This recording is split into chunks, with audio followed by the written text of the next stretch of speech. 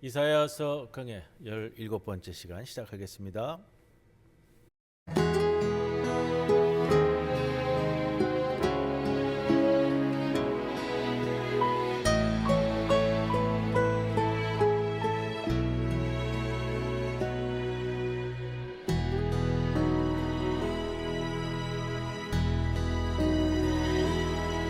나를 지으신 이가 하나님,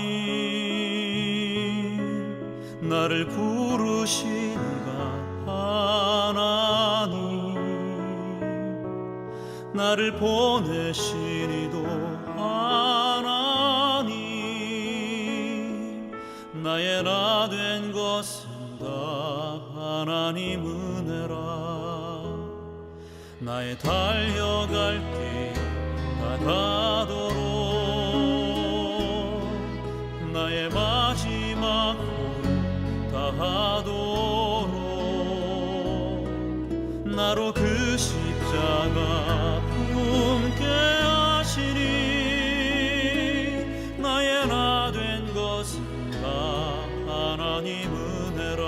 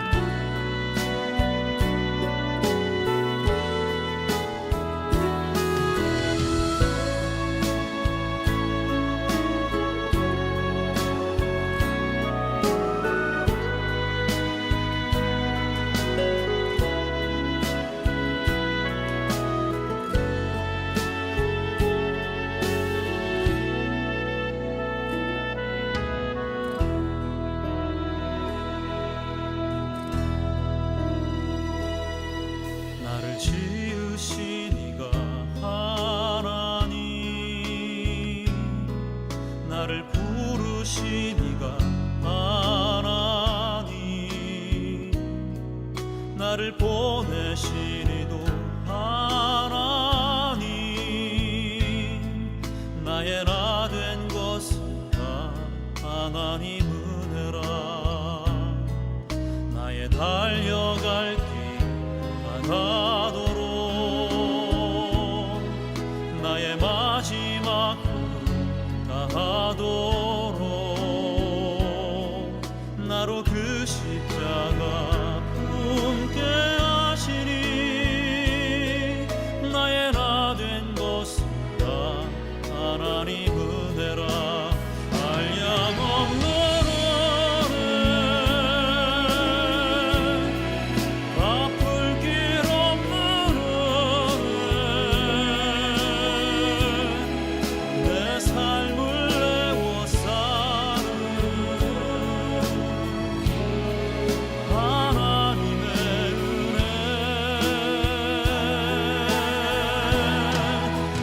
주저함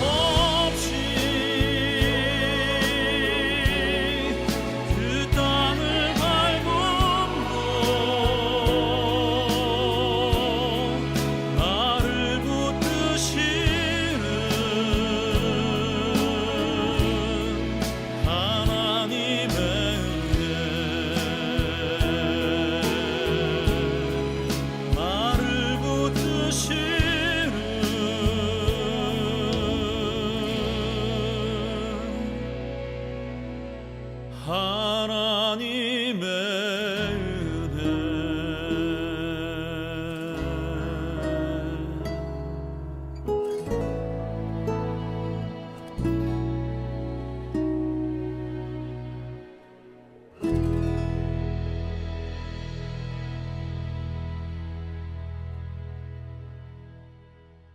기도드립니다. 주님, 우리가 살아가면서 희망의 말씨를 뿌리게 하옵소서.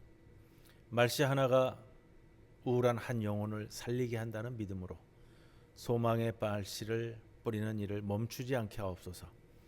말씨 하나가 다른 이의 삶의 걸림돌을 해결할 수 있다면 열정과 믿음과 사랑으로 그렇게 뿌려나가게 하옵소서. 우리 입에서 나오는 첫 마디 말이 소망이 되게 하시고 우리의 첫 행동이 최선을 다하는 일이 되게 하시며 우리 얼굴에는 웃음이 떠나지 않게 하시고 우리 몸에는 활력이 시들지 않게 하옵소서. 삶의 전투에서 물러서지 않는 용기와 거만한 사람 앞에서도 평정을 잃지 않는 겸손함, 유약한 사람을 따뜻한 마음으로 품을 수 있는 온유함이 의식하지 않아도 습관처럼 드러나게 하옵소서. 오늘도 기쁨과 너그러운 마음으로 최선을 다해 소망을 선포하며 살아가게 하옵소서.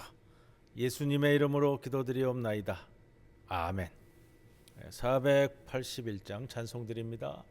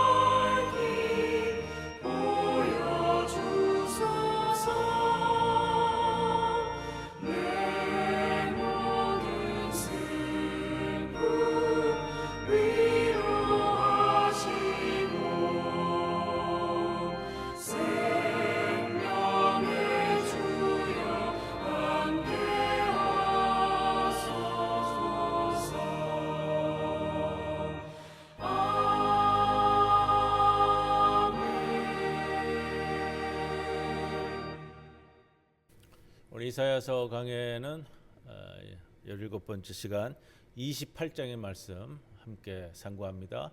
1절에서 13절 말씀 봉독하고 말씀 나눕니다.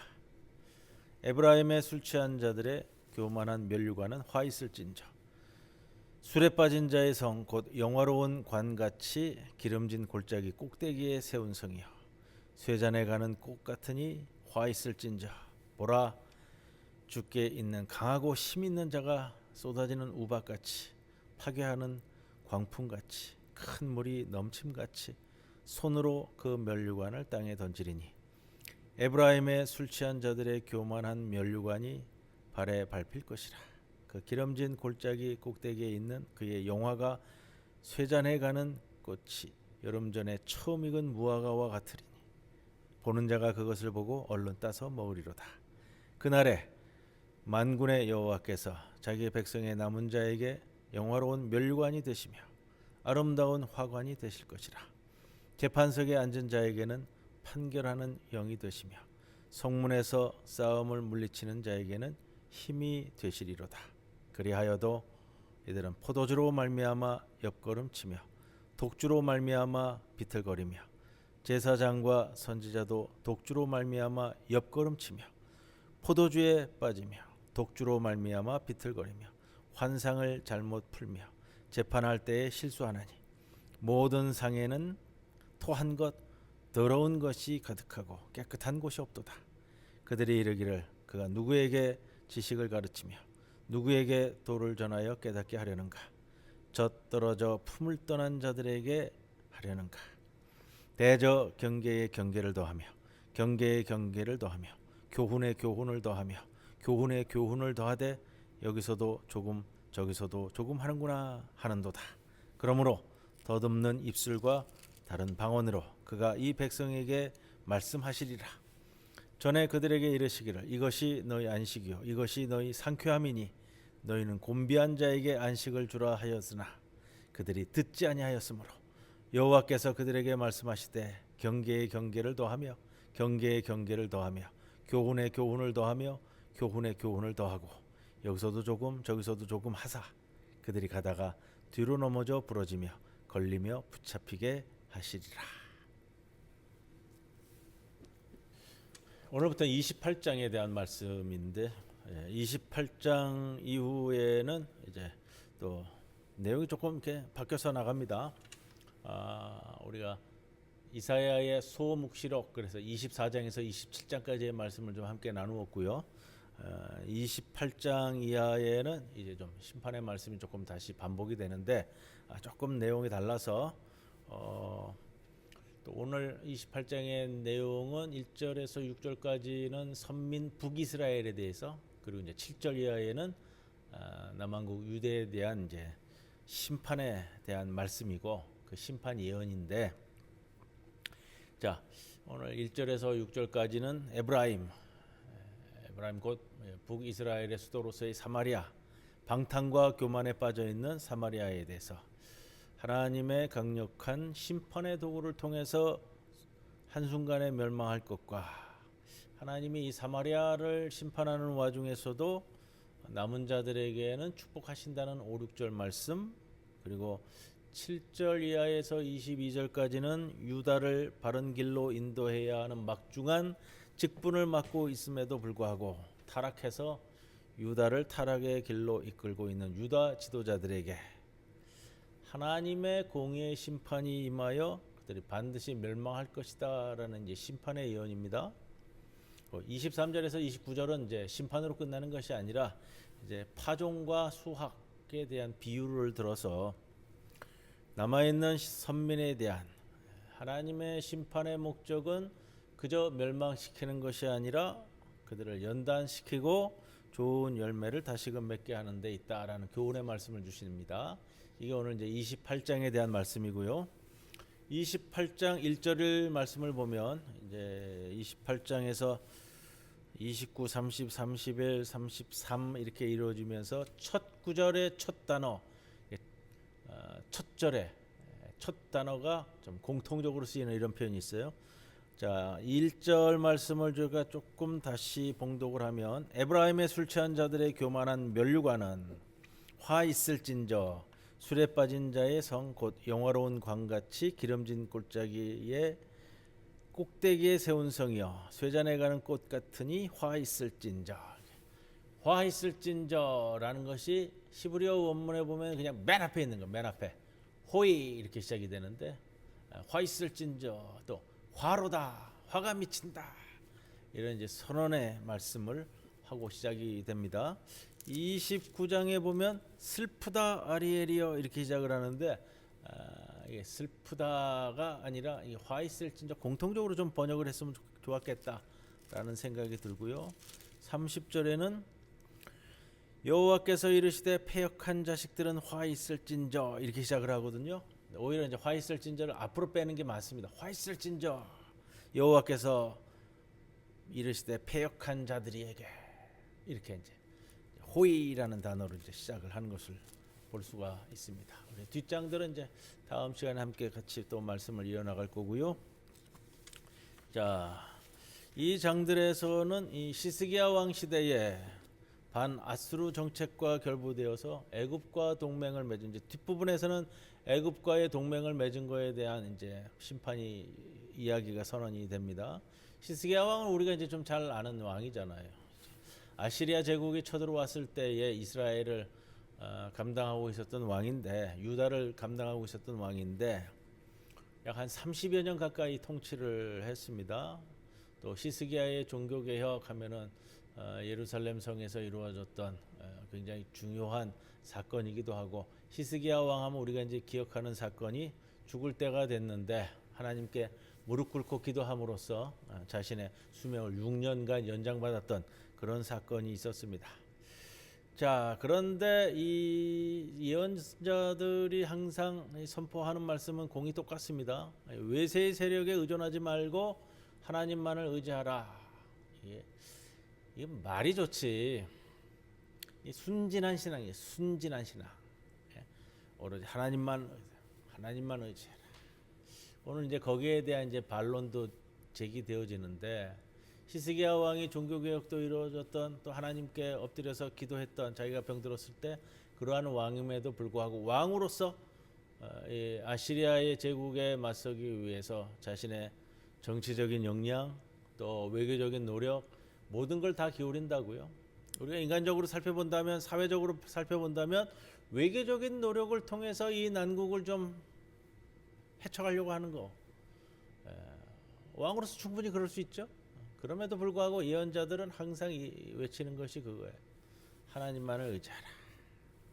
자, 하나님만을 의지하고 나간다는 거. 이제 28장에서부터 시작되는 이 말씀에 뒷부분에 가면은 이제 애굽과의 동맹에 대한 비판이 나오기도 합니다. 또 그때 가서 다루도록 하겠습니다. 자, 에브라임에 관한 말씀으로 시작을 하는데 에브라임 집하고요. 사마리아 북이스라엘의 수도 사마리아를 대표로 하고요. 이걸 통해서 이제 북이스라엘 나타내는 표현인데 앞부분 6절까지는 에브라임에 대해서 7절부터는 유다에 대해서 이렇게 됩니다. 1절에 에브라임의 술 취한 자들의 교만한 면류관은 이건 이제 사마리아를 가리키는 표현이고요. 자, 이 사마리아를 가리키는 표현이 1절에 세 가지 표현으로 열거됩니다. 에브라임의 술 취한 자들의 교만한 면류관, 영화로운 아름다움과 함께 쇠잔에 가는 꽃, 술에 빠진 자의 성 곧 기름진 골짜기 꼭대기에 있는 거 이제 이런 표현을 쓴다. 자, 이런 표현은 뭐 말 그대로 한때 사마리아의 찬란함, 영광을 나타내는 표현이기도 해요. 실제로 북왕국 이스라엘과 남왕국 유다가 갈라졌을 때 남왕국 유다는 계속해서 번성하는 나라였거든요. 거기에 비해서 남왕국 유다는 굉장히 그 좀 조그만 나라로서 좀 여러 가지 면에서 북이스라엘에 좀 비교할 수 없는 작은 나라였습니다. 자, 이렇게 위험 있는 면류관이 있을 수 있으나 이제는 그 아름다움의 영광이 사그러져가는 꽃과 같다. 이 꽃이 한때 쫙 펴서 찬란한 영광을 받으면 이때가 되면 쑥 수그러들잖아요. 그런 꽃과 같이 되었다라는 표현이고요. 그런 과정에 에브라임은 어리석게도 이 부귀영화에 취하여 교만했다. 한때 꽃이 번성하는 것을 겸손하게 보지 못하고 계속해서 영원토록 갈 줄 알았죠.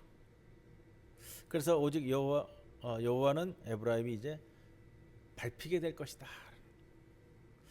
이런 에브라임의 어리석은 것은 비단 북이스라엘만이 아닙니다. 유다 역시 똑같이 술과 포도주에 취하여 여호와의 말씀을 그렇지 듣고 있다. 7절에 이렇게 시작을 합니다. 7절에 그리하여도 이들은 포도주로 말미암아 옆걸음치며 독주로 말미암아 비틀거리며 제사장과 선지자도 독주로 말미암아 옆걸음치며 포도주에 빠지며 독주로 말미암아 비틀거리며 환상을 잘못 풀며 재판할 때에 실수한다. 7절부터는 이제 유다에 대한 비판의 말씀인데, 자 에브라임에 대한 비판 1절과 오늘 이제 유다에 대한 비판 7절이 공통적인 모티브를 가지고 있어요. 술 취하는 거, 이렇게 연결시키고 있는데, 그 유다에 대한 책망과 이스라엘에 대한 책망이 이어지는 연결고리로서 동일한 것을 짚어서 지금 말씀합니다. 자, 7절에 또 제사장이라는 직분, 또 예언자라는 직분은 이스라엘의 대표적인 이 중재자의 직분입니다. 그들은 하나님과 사람 사이에서 하나님의 뜻을 백성에게 전달하고 백성의 형편을 하나님의 율법에 근거해서 판결해야만 합니다. 그러나 이들이 포도주와 독주에 취해 있다. 포도주와 독주. 여담입니다만 독주라는 표현이 여기서 이제 무슨 아주 도수가 높은 술 이렇게 표현되는 게 아니고요. 한번 오래전에 한 10여 년 전에 한번 제가 말씀을 드렸던 것 같아요. 독주라고 번역되고 있는 것은 이 발효주를 얘기하면 발효주. 그러니까 이제 우리식으로 얘기하면 이제 막걸리나 이제 맥주를 얘기할 수 있는 거예요. 그렇게 좀 번역을 해놨어요. 그래서 원어를 찾아보면은 발효된 술. 곡식이 나는 보리가 나는 지역에서 밀과 보리가 나는 지역에서는 이 신전에 바치는 술 중에 가장 대표적인 것이 이제 발효주예요. 발효주. 쌀 발효주, 보리 발효주, 밀 발효주. 우리 유럽으로 생각한다면 뭐 맥주를 얘기할 수 있겠고요. 우리식으로 얘기하면 이제 막걸리를 얘기할 수 있겠는데, 자 이거는 무슨 독한 술을 얘기하는 것이 아니라 그 지역의 흔한 술이라 이게 그 지역의 흔한 술로 거기에 취해 있다. 7절에서 가리키는 이들은 예루살렘 절기에 그 절기에 술에 취해 버린 제사장들일 겁니다. 그들이 포도주와 독주에 취해 환상을 볼 때 제사장으로서 예언자로서 하나님의 말씀을 환상으로 듣고 전달을 해야 되는데, 이게 취해 있으니까 오락가락하는 거고요. 이게 술 취해서 드는 생각인지 정말로 하나님의 말씀을 전하는 건지 헷갈리는 거예요. 이것이 심지어 재판할 때마저도 오락가락한다라는. 술에 취해 있다. 에브라임이나 유대나 마찬가지입니다. 술에 취해 있다라는 것은요, 그들이 더 이상 하나님을 바라보는 사람들이 아니라 내 힘과 사람들의 아름다움에만 도취되어 있다라는 표현이기도 하고요. 유다의 제사장과 선지자들이 취해 있다는 것도 이들이 사람의 영광과 사람의 아름다움에 도취되어 휘둘린다라는 뜻입니다. 그들이 율법을 이야기하고 이상을 풀이한다고 하지만 이사야가 이렇게 좀 강한 어조로 표현합니다. 이사야가 보기에 너희들이 율법을 해설하고 이상을 풀이해서 보여준다고 하지만 먹은 것을 토해내고 먹은 것을 배설한 것일 뿐이다. 이렇게 표현합니다. 강하게요. 하나님을 말하고 성경을 말하지만 말씀을 말하지만 이 땅에서의 영광과 부귀에 취해서 하나님의 좋은 곳으로 차려야 할 그 상 위에 하나님의 좋은 곳으로 상을 차려 백성들에게 내놔야 할 너희들이 토사물과 배설물로 가득 채우고 있다. 이런 것은 참 주의해야 될 것이고요. 오늘을 살아가는 목회자들도 마찬가지입니다. 토사물과 배설물로 상차리는 것이 아니라 여호와의 말씀으로 상차리는 것.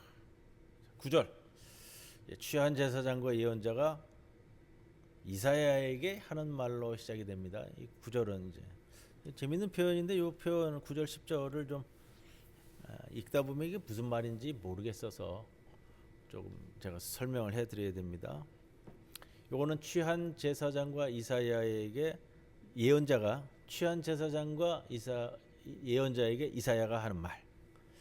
이사야가 그들을 향해 선포했을 심판 말씀에 대해 이들은 네가 가르치는 것을 보니 우리를 어린아이로 안다라는 거예요. 9절 말씀을 보면 그들이 이르기를 그가 누구에게 지식을 가르치며 누구에게 도를 전하여 깨닫게 하려느냐 젖떨어진 품을 떠난 자들에게 하려느냐 이런 표현이에요.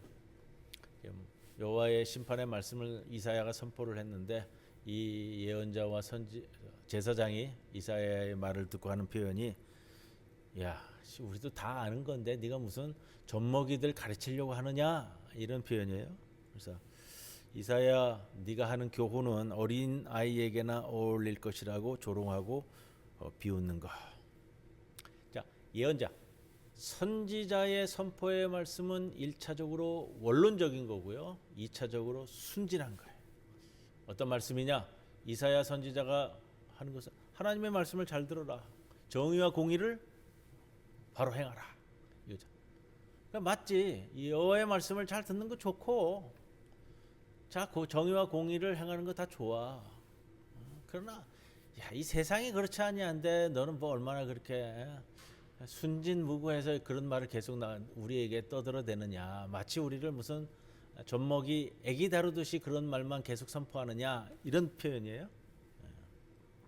자, 우리도 그런 것 좀 다 한다. 우리를 무슨 젖먹이 어린애 취급하느냐. 이렇게 조롱하면서 원론적인 말씀, 원칙적인 말씀을 거부하는 그래서 10절에 이제 표현이 번역을 이렇게 하면서 이게 어떻게 할 수가 없었을 것 같아요. 의미론적으로. 대저 경계의 경계를 더하며 경계의 경계를 더하며 교훈의 교훈을 더하며 교훈의 교훈을 더하되 여기서도 조금 저기서도 조금 하는구나 하는도다. 유다의 제사장과 예언자들이 가짜 예언자들이 이사야 선지자에게 앞에 말씀드렸죠. 우리를 무슨 젖먹이 가르치듯이 여호와의 말씀을 잘 따라야 된다. 정의와 공의를 행하라. 이런 순진한 말만 떠들어대느냐. 자 그러면서 이제 이 젖먹이 또는 어린애가 웅얼거리는 소리처럼 히브리어 이게 원어 성경을 그대로 제가 말씀을 드려야 이게 이제 좀 이해가 될 것 같아요. 뭐냐면 좀 경계의 경계를 더하며 뒤에 이제 교훈의 교훈을 더하며 이게 이제 이런 표현이에요. 히브리어 성경에서 차블라 차부, 차블라 차부, 카블라 카부, 카블라 카부 이렇게 된다고요. 이게 뭐냐면 어린애들이 웅얼웅얼웅얼 되는 것처럼 네 이사야가 우리들에게 그렇게 얘기하냐? 그래. 애들이 웅얼웅얼 이제 어버버버버버 하는 거를 그냥 따라하는 거예요. 이사야에게 얘기하면서 그러면서 이제 이사야가 선언한 말을 그래. 내가 뭐 우리 애기 다루듯이 그런 말을 하냐? 애기들이 어버버버 하는 것처럼 우리에게 가르치려고 하느냐? 하면서 그냥 일축해 버리는 모습이에요. 이 번역을 이렇게 해놔가지고서 이게 읽으면서 아마 무슨 말씀인지 잘 모르셨을 거예요. 그래서 이제 여기 뒤에 여기서도 조금 저기서도 조금 하는구나 이런 것은 여기에 이런 거 해라 저게 저런 거 해라 시시콜콜이 잔소리하듯이 한다 이런 표현입니다. 자 11절에서 13절 말씀은 이제 이사야를 비웃는 이들을 향해서 선포된 말씀입니다. 이렇게 여호와의 말씀 정의와 공의가 선포되어졌음에도 불구하고 이사야를 놀리듯이 조롱하듯이 어버버버버 뭐 해서 우리에게 가르치려고 이제 이런 말씀이거든요. 그래서 자 이사야를 비웃는 이 제사장과 선지자들에게 그래 맞다 하나님이 참으로 더듬는 입술과 다른 방언으로 말씀하실 것이고 그래서 너희들은 듣지만 이해할 수 없을 것이다. 이 11절에 그러므로 더듬는 입술과 다른 방언으로 그가 이 백성에게 말씀하시리라. 자 12절에 전에 그들에게 이르시기를 이것이 너희 안식이요 이것이 너희 상쾌함이니 너희는 곤비한 자에게 안식을 주라 하였으나 너희들이 나보고 내가 너희들에게 얘기하는 것이 어버버버 하고 얘기하는 것처럼 얘기하는데 원론적인 거고 그다음에 원칙적인 것을 했다. 백성들에게 안식을 주고 상쾌하게 만들고 곤비한 자에게는 안식을 주라. 그런데 너희들은 듣지 않았다 이거예요. 너희들은 그저 원칙적인 하나님의 이 말씀을 그냥 세상 물정 모르는 이사야 선지자가 순진에 빠져서 그냥 저렇게 짓거리는구나 이렇게 얘기하는데 하나님은 너희들에게 분명히 말씀하셨다.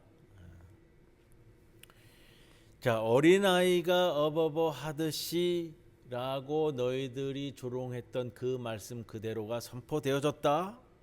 실제 그것이 너희에게 선포된 심판의 소리고 너희는 전혀 그 소리를 이해하지 않고 받아들이지 않았다. 그래서 겉되 넘어져 부러지고 함정에 걸리며 포로로 붙잡혀 갈 것이다.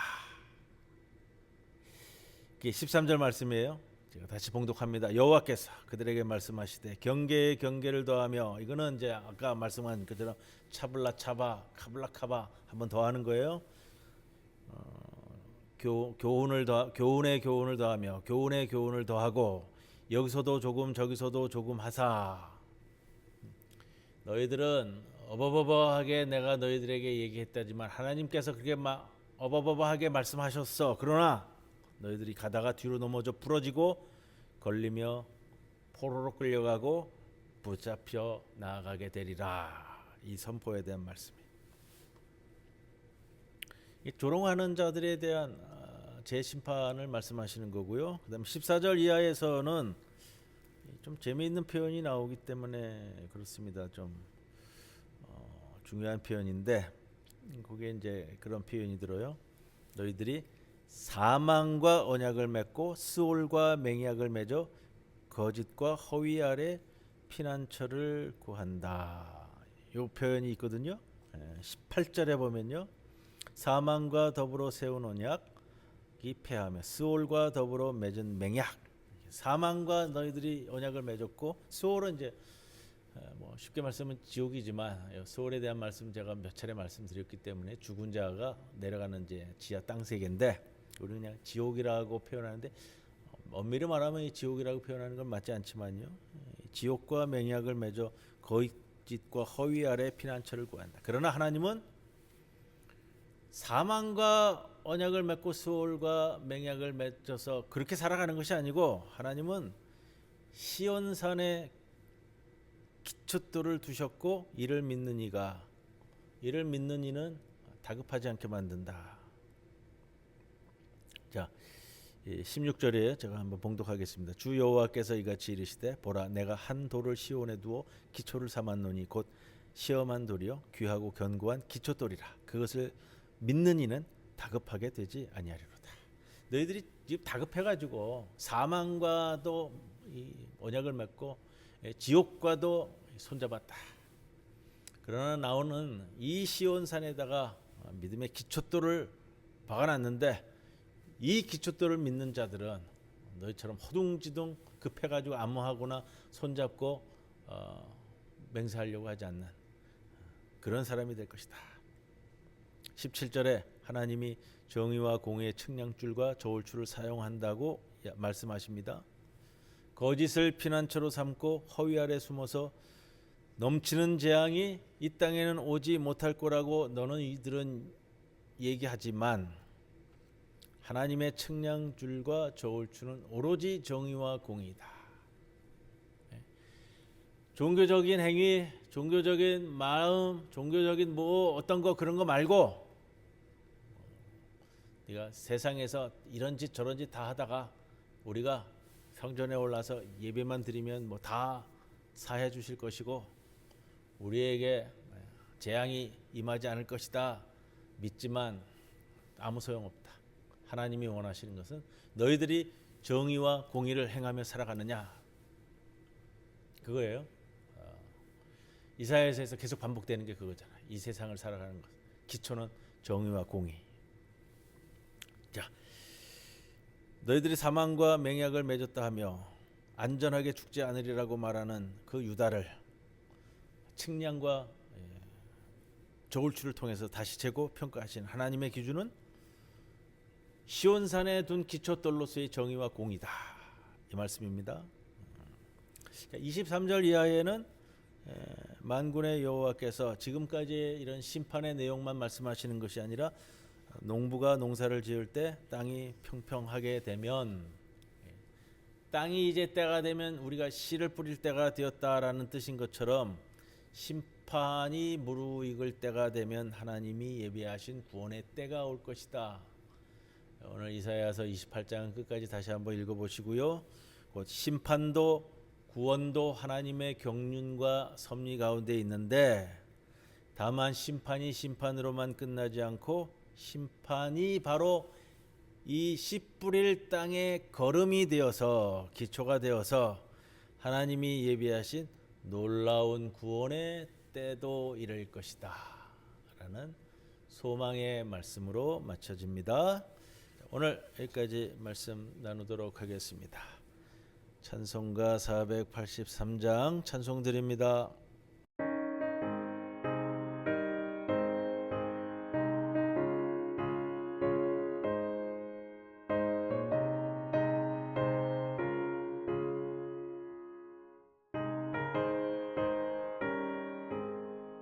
구름 같은 이 세상 모든 무기 영원 나는 분토와 같이 내어버리고서 오직 천국의 복을 사모하며 서니 구원받은 내 이름 기억하옵소서.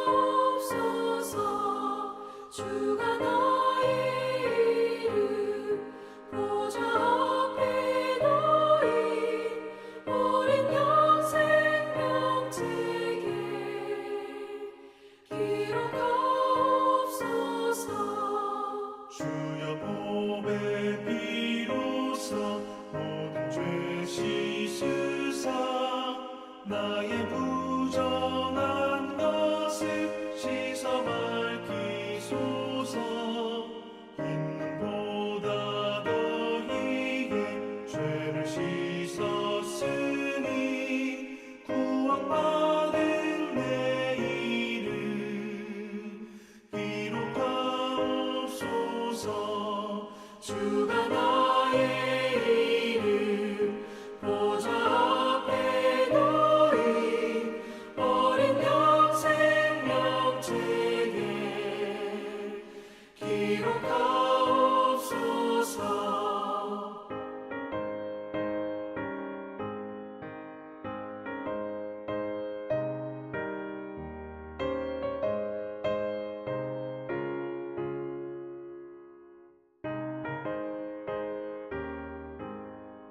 죄가 하나도 없고 아무 병도 없는 영화롭고도 밝은 천국 올라가서 주와 함께 그곳에 길이 살겠으니 이런 소망의 삶은 참된 행복이라. 주가 나의 이름 보좌 앞에 놓인 어린 양 생명책에 기록하옵소서.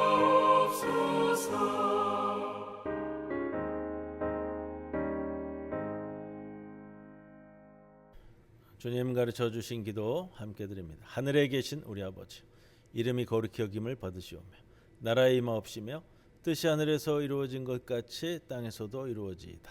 오늘 우리에게 일용할 양식을 주시옵고 우리가 우리에게 죄 지은 자를 사하여 준 것 같이 우리 죄를 사하여 주시옵고 우리를 시험에 들게 하지 마시옵고 다만 악에서 구하시옵소서. 나라와 권세와 영광이 아버지께 영원히 있사옵나이다. 아멘.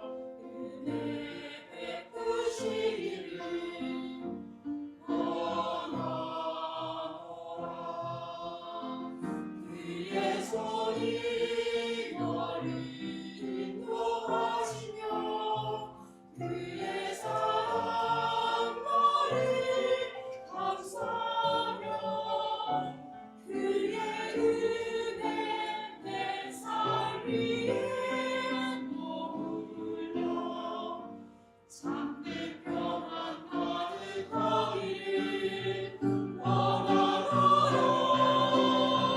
여호와는 내게 복을 주시고 너를 지키시기를 원하며 그의 얼굴을 내게 비추사 은혜 베푸시기를 원하노라.